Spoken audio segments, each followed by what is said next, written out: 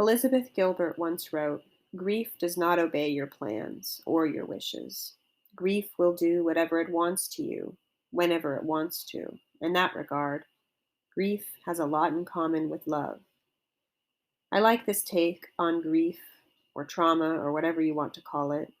Like love, trauma swells into an entire inner universe that comes to color the whole of the outside world.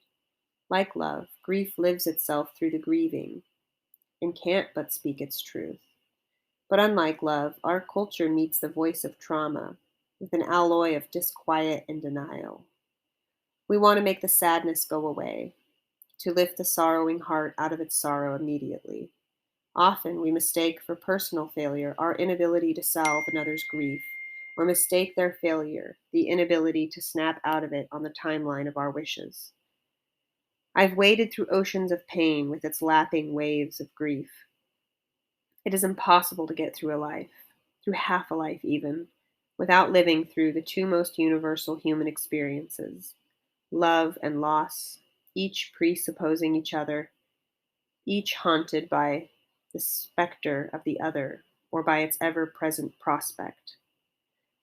To love is to live always with the possibility of loss. To sorrow with loss is to have loved.